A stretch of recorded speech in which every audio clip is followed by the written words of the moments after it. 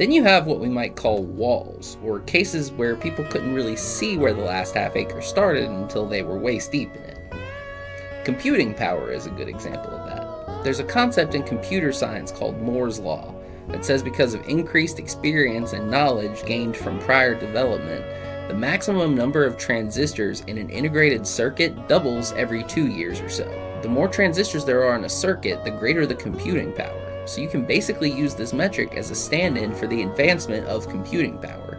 This idea was formed by the former CEO of Intel, the chip maker, who first demonstrated this in the 70s, and it has held up for a long time, which means this idea is deeply entrenched within the industry. People and businesses that need to keep their equipment state-of-the-art plan around these 2-year doublings in computer power when they're buying new equipment and building new facilities. But over the past couple of years, there's been rising chatter in tech about this law breaking down. Computing power has advanced a lot in the last 50 years, and at a certain point, another doubling of microscopic transistors on a tiny circuit and another doubling of computer power just becomes unlikely, if not impossible, let alone on any kind of fixed timetable. NVIDIA CEO Jensen Huang says Moore's Law has already been broken, while others think it still holds. But whether it's already broken or not, at some point the rate of doubling will rise, and at some point beyond that, another doubling will become likely entirely impossible. And with that will come a wave of knock-on effects to every industry that uses computers, especially those which have depended on upgrading their machines regularly to keep in line with industry standards. The breakdown of Moore's Law is a wall, but Moore's Law itself has always been heavily connected to planned obsolescence too. There's an almost inverse relationship in tech, known as Andy and Bill's Law, or sometimes as the Great Moore's Law compensator.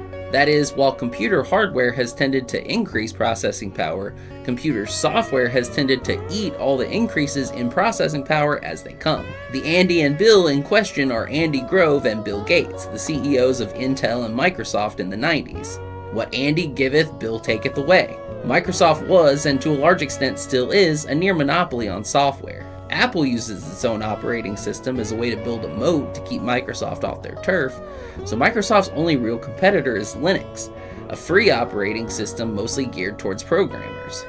Meaning Microsoft by the 90s had no reason to want to economize the processing power Intel's hardware was giving them. You're not going to replace your washing machine unless it breaks, or unless the new one is miles better, and the same is often true for software. Meaning it's in Microsoft's best interests to eat as much of your computing power as possible, making your computer as slow as possible and your experience as bad as possible, which will make you buy the next version of Microsoft as soon as possible, because you're assuming that the new one is supposed to run faster when it's actually going to be even bigger and slower in the long run, especially if you're still using older hardware than the new software was made to run on. It's a trap designed to keep you buying something new at every opportunity.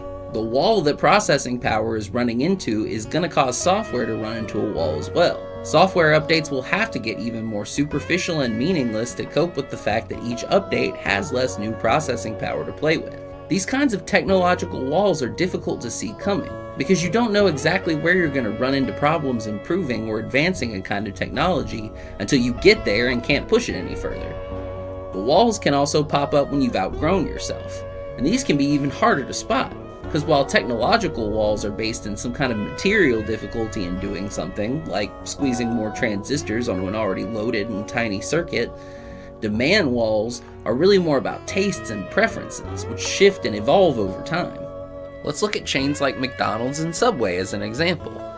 These two in particular have spread across the world more than just about any other kind of business, and in this industry, growth begets growth. For as long as McDonald's can manage to grow, they tend to economize their business more. Each new store is thousands more pounds of beef and chicken and potatoes that can be purchased through their wholesaler, often at a lower cost per pound the more the orders go up in volume. And that's thousands more units of disposables, like cardboard boxes that you get your items in, straws, bags, cups, forks, knives. And again, the more you buy, the lower your cost per unit tends to fall, whether you're buying from a wholesaler or building a factory and producing them yourself. Your shipping and warehousing gets more economical too. And every ad you run on TV and on billboards is more potent, because there's now one more McDonald's location for someone to stop at if the ads give them a hankering. So as long as they can plant one more restaurant somewhere, McDonald's and Subway and the others like them are going to do it. But eventually, along comes that wall. the point at which putting down another restaurant either puts two stores too close together and they cannibalize each other, which for some stupid reason Subway has chosen to do anyway, or where the only markets left just don't want you. McDonald's is pretty limited in India, as you might imagine, on account of the whole selling dead cows not being very well received by Hindus.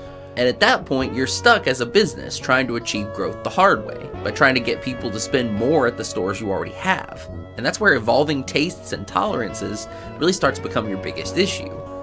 Instead of constantly getting to do ribbon cuttings and being the hot new thing in the places you're expanding into, you spend a lot of money and energy just trying to cling on to relevancy in the places that are already increasingly bored of your presence. And a lot of fast food and retail are basically in this position now.